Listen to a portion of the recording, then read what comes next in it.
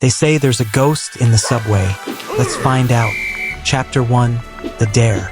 Alex had always been fascinated by urban legends, but he never thought he'd find himself chasing one. It started as a joke between friends. Someone mentioned the ghost stories surrounding the old subway station at midnight.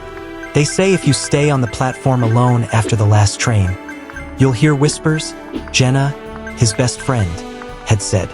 They also say that sometimes the last train stops, even when no one is driving it, Chris added, lowering his voice dramatically. Alex smirked. Let's find out. Jenna and Chris exchanged uneasy glances, but they knew Alex well enough. He was going to do it. So, with nothing but a camera, a flashlight, and his phone, Alex set out to spend the night at the abandoned subway station. Chapter 2, The Midnight Train. The station was eerily quiet. The usual hustle of commuters was gone, leaving only the distant sound of dripping water and the occasional scurrying rat. The last scheduled train had already passed, and Alex was completely alone, or so he thought. He set up his camera, adjusting the angle to capture as much of the platform as possible. "All right, guys," he whispered into the mic. "If there's really a ghost here, let's see if it shows up." For the first few minutes, nothing happened. Then, at 12:47 a.m., the air suddenly grew cold. His breath became visible, and the hairs on his arms stood up. Then, the distant sound of a train approaching. Alex frowned. That wasn't possible. There were no more scheduled trains after midnight. He grabbed his flashlight and pointed it down the tunnel. A faint glow appeared in the distance. His heart pounded as the glow became headlights. The tracks rumbled. The wind picked up. And then, a train rolled into the station. Chapter 3, The Empty Train. The doors hissed open. Alex hesitated, glancing at his camera to make sure it was recording. The train looked old, the metal was rusted, the seats torn. The overhead lights flickered dimly. But the most unsettling thing? It was completely empty. "Hello!" Alex called out, stepping closer. No response. The air inside the train looked hazy, almost distorted. The rational part of his brain screamed at him to stay on the platform. But the other part, the one craving adventure, pushed him forward. He stepped inside. The doors slammed shut. Chapter 4, Nowhere to Go. The train lurched forward. Alex stumbled, grabbing onto a pole for support. He rushed to the doors, trying to force them open. They wouldn't budge. The outside world blurred past the windows, but something was wrong. He wasn't seeing tunnels or tracks, only darkness. Panic surged through him. He ran through the carriages, looking for an emergency stop button, anything to get off. That's when he saw them, the passengers. Chapter 5, The Silent Ones. Alex froze. The train had been empty when he boarded, but now people were sitting in the seats. They weren't moving. They weren't breathing. Their skin was gray and lifeless, their eyes staring forward, empty and glassy. Some were dressed in old-fashioned clothing, as if they had stepped out of a different era.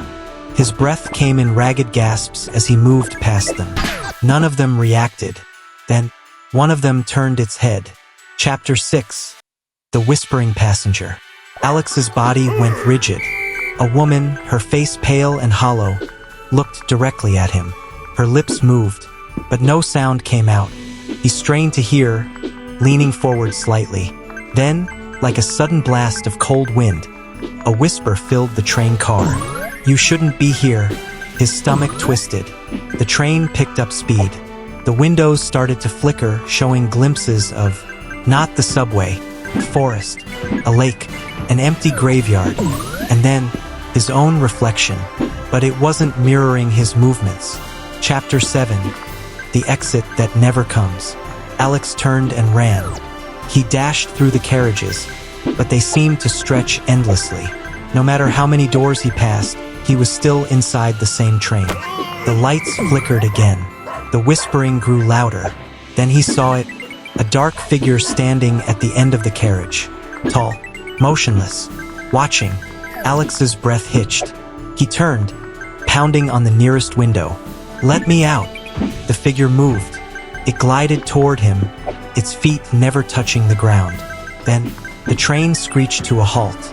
Chapter 8, the final stop. The doors slid open.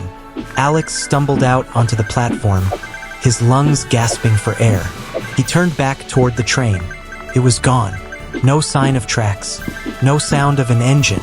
Just empty, eerie silence. His camera lay on the ground beside him, still recording. The station was different. The walls were cracked and covered in vines. The signs were rusted, unreadable. Then he saw it. A plaque near the platform entrance. It was covered in dust, but he could still make out the date. Opened. 1923 closed. 1956. Alex's stomach twisted. That wasn't possible. He had just been at a modern station. Hadn't he? A shiver ran down his spine. He grabbed his camera and bolted toward the exit. His heart hammered in his chest as he ran up the stairs, desperate to reach the surface. But when he finally emerged, the city was silent, dark, empty, and then, in the distance, the distant sound of a train approaching. Epilogue, the recording. Alex was never seen again. Days later, his camera was found on the same platform he had recorded his investigation. The footage, it showed an empty subway station. No train, no passengers, just silence. And then, at the very end of the video, barely visible in the dark, a tall, shadowy figure standing at the far end of the platform, watching, waiting. Train, would you dare investigate the subway ghost?